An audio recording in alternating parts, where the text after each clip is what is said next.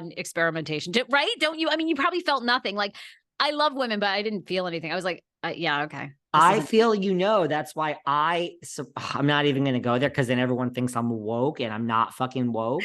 And yes, I say that word as if it's something bad, because everyone needs to It grow is and bad, I think, now. not be Go so woke, go fucking broke.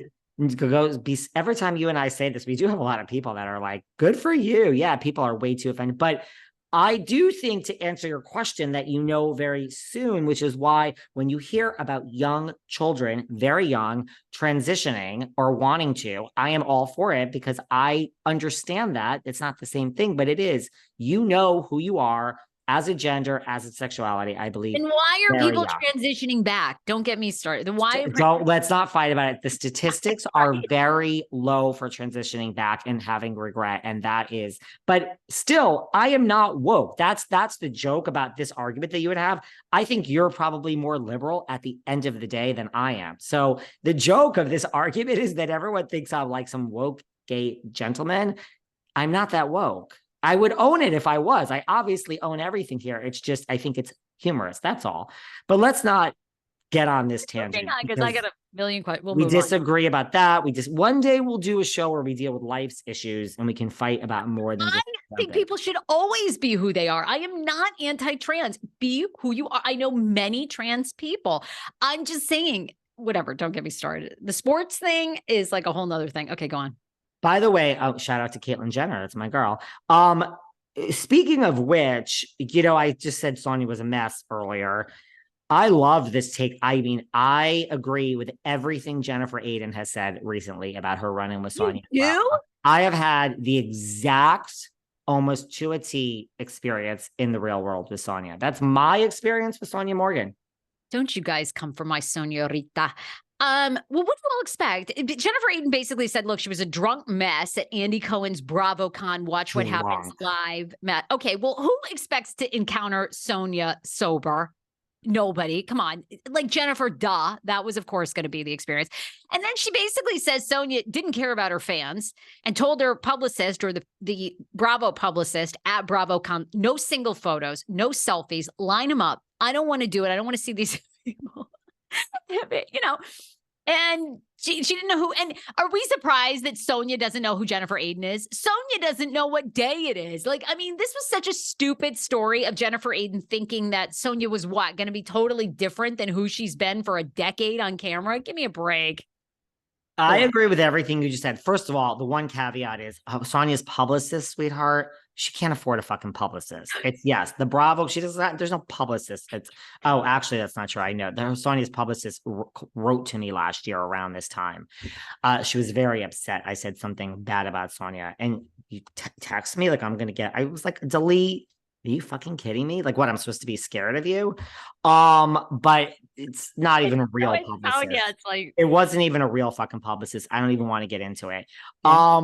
Yeah, I mean, that's my experience with Sonja. We all love our drinks, but when you have a job to do, you shouldn't be drunk. And also, yeah, she doesn't like her fans. I've always said this, that if it wasn't for Ramona, people would know more about the true Sonja Morgan. I mean, but Ramona, because everyone is so anti-Ramona and comes for her, and trust me, that bitch ain't so great either. I got a lot of issues with Ramona these days. Are you gonna? I mean, I guess we're kind of running out of time, but are you gonna get into all that? Or I'm gonna talk. Here's the thing: it's tied to it, guys. I have a new update in the real world, like my running into Melissa and Joe. I got a new little spat with Ramona in the real world, off, not on the show. Ramona and I've had a moment recently. I'm gonna save this for the episode that it's related to, that is coming out soon. Ramona is, shocker, not happy with me. And I basically told Ramona to go fuck herself recently. This is in the real world. And so, oh my God, you have Ramona's ex-husband on.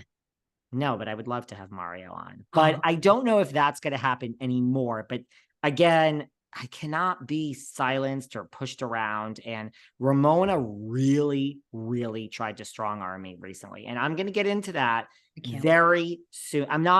This isn't like a teaser. I'm not being an asshole. Let's just wait till the specific episode comes out, and then I'll give you the back story. I agree with you. We are going to see how Crappie Lake is. I did, I guess, some incarnation. I did some impression with you recently. People have been loving that. I mean, I think we're there. I don't know what I said, but that whole thing was like, they're like, this is literally exactly how this show is going to be. You know, where Luann's like, Señorita, time to go meet the boys. So completely, you described them like getting into a truck. Everything we know, like they're going to be getting into a truck and out in the middle of Utah and going to a campfire, and Sonja's going to be drunk. They're going to, you did a great and then they're going to meet some young boys and they're going to be like, oh, you know, they're going to meet some guys and they're going to be like, oh, we don't want to go on a date. Let's go on a date. And then they're going to show up and the two guys are going to be like, hey, we got to just stop by, you know, and see our sons. And the sons are going to be like 26 and 27 and really fucking hot. And, you know, Luann is going to be like, darling, I mean, I wasn't thinking this was going to be a good night, but the evening is young. And Sonja's going to be like, I don't want that, father. Give me the sun, girl. Give me a margarita. Give me a vodka. That's exactly how it's going to go. And no disrespect to the best housewife in the history of housewives, the icon that is classic, Miss Countess Luann. Icon alert. Icon. So I am not shading the Countess. The Countess is everything. So all of this is to come. We've got a lot more to cover next time, girl. But wait, can we really quick, because I love a Bethenny story. What was your take about Bethenny? Because you obviously had the famous Bo Dietl on Behind the Velvet Rope. Bethenny basically calls him a fraud. She says she hired Bo Dietl to help her in an engagement ring scam on eBay, and she solved the case. And she said that Bo Dietl wanted her to fax a bunch of information to him. And she was like, honey, like if you are using old school fax, there's no way in this fucking modern era that you can solve this. What did you think of that? Well, she has. Listen, I say it all the time. I have a very good friend. You might know her. Her name is Bethenny Frankel. She's a very good friend. We have dinner together. We have lunch together. We go on vacations together. My friend Bethenny knows it all. I mean, everyone thinks I know it all. I know most. I don't know it all. Bethenny Frankel knows it all. So apparently, yeah, she hired famed detective Bo Dietl, and apparently, she solved a Russian cartel diamond heist on her own. So Bethenny, you know, yeah, she did not have anything good to say about Bo Dietl, and she said that yeah, she is a better detective than him. So I guess Bethenny is now going into the PI business. She should open Skinny Girl Private Investigators. But she did say she does not blame Louis for investigating the cast, that nothing is more toxic or, you know, more like than a housewife scorned, and she would do the same thing. And I agree. Kim and I have said this on the Patreon. I would hire Bo Dietl to look into all my castmates if I got chosen to be on one of these shows, plus myself. So I know everything that could come out that I've ever said or done, which would be a nightmare. And I would probably be canceled in 3 minutes. And I would say, fuck off to everyone. And then I would be back. This is what I love about Miss Frankel, because like I said, every single week I tune in and I either love her or I'm irritated. But after she made the point about Louis, and she essentially said, no one lies more than housewives. These women lie to your face, up and down through their teeth. And she did say if Louis did hire Bo, it's like the smartest move he could make. And he should keep a folder because they're all full of shit and he should use it against them if they come for. And I thought,